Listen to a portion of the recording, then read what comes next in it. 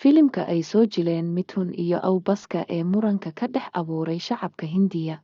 Fadlan sheer garee si aan u helno saaxiibo aado kale ah. Mahadsanid halkan aad naga daawanayso. Waa deeqsame. Magacaygu waa Maryan Adan Xaaji. Film cusub oo ku saabsan sida ay dadka Hinduuga ah uga qaxeen qaybta ay Hindiya ka maamusho gobolka Kashmir sanadihii 1990 ee Meeyadii ayaa dufaan muran ah ka dhex kiciyay shacabka Hindiya. Xisbiga dowladda hogaamiya ee BJP ayaa taageero u muujiyay filimkan.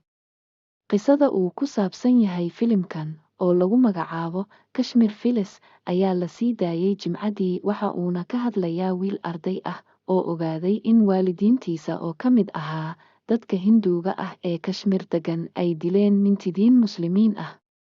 Ardaygan ayaa sidoo kale ogaanaya in sheeko uu awowgiis u tabiyey oo ahayd in waalidiintiisa ay shil ku dhinteen ay tahay been abuur. Filimka ayaa siyaabo kala duwan looga falceliyey oo ammaan iyo dhaleecayb labadaba wuu kala kulmay dadka filimada ka faalooda. Wax ka badan hal qof oo dadka wax dhaleeceeya ah ayaa ku tilmaamay isku day loogu ciyaarayo dareenka dadka.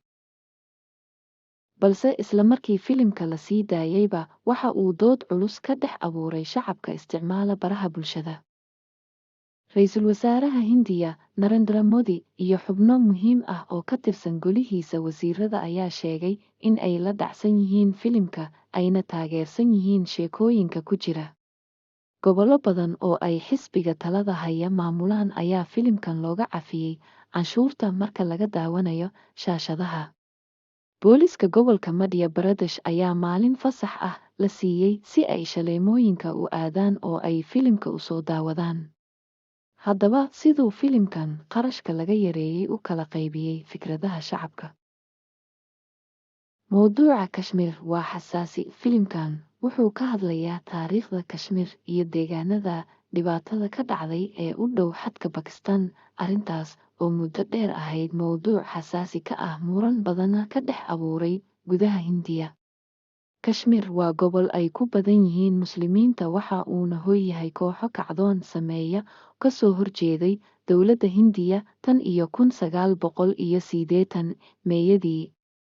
Sida laga soo xigtay dad ku xeel dheer taariikhda, dabayaaqadii 1980 Meeyadii, mintidiin Muslimiin ah ayaa bilaabay in ay bartilmaameedsadaan dadka nolosha dabaqada sare ku nool ee degan Kashmir, gaar ahaan kuwa haysta diinta Hinduuga. Xilligaas, dad badan oo Hinduu ah ayaa la dilay, sida la qiyaasana 10 qof ayaa lagu khasbay in ay ka barakacaan Kashmir, kuwaasoo u cararay dhinaca Hindiya.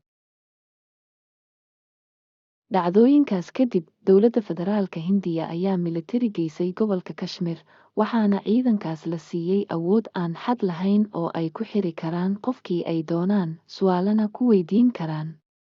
Muddo sannado ah ayaa ciidamada militariga Hindiya lagu eedeynayay in ay dacwado aan sal iyo raad lahayn ku soo oogayeen dadka deegaanka. Taliska militariga ayaa bayaan ay soo saareen Jimcadii ku beeniyey sheegashooyinkaas, iyagoo sheegay in ay yihiin sheekooyin la abuuray. Xiriirka u dhexeeya dadka reer Kashmir iyo dowladda Hindiya ayaa mar kale xumaaday kadib markii ay xukuumadda Ra'iisul Wasaare Modi gobolkaas aqoonsiga kala noqotay sanadkii 2019. Filimka muranka dhaliyey The Kashmir Files oo soo baxay sanadkan 2022 waa filim lagu sameeyey luuqadda Hindiga, waxaana qoray isla markaana hagay filim soo saaraha caanka ah ee lagu magacaabo Vivek Agnihotri. Filimkan waxaa farsamadiisa ka shaqeeyey shirkadda Zee Studios, waxa uuna si toos ah uga hadlayaa weeraradii ay kooxaha mintidiinta Muslimiinta ah u geysanayeen dadkii Hinduuga ahaa. Waxaa filiman jilaya atoorayaal ka mid ah kuwa ugu caansan Bollywoodka Hindiya. Atoorayaasha ka dhex muuqda waxaa ka mid ah Mithun Chakraborty oo ay Soomaalidu u taqaano Been Boode ama Gaal Master, iyo Anupam Kher oo dadka filimada daawada ee Soomaalida ay u garan og yihiin Awbaska ama Salaax Bidaar. Jilayaasha kale ee xiddigaha ka ah waxaa ka mid ah Darshan Kumar iyo Pallavi Joshi.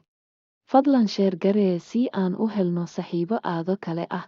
Mahadsanid halkan aad naga daawanayso. waa deeqsame, magacaygu waa Maryan Adan Xaaji.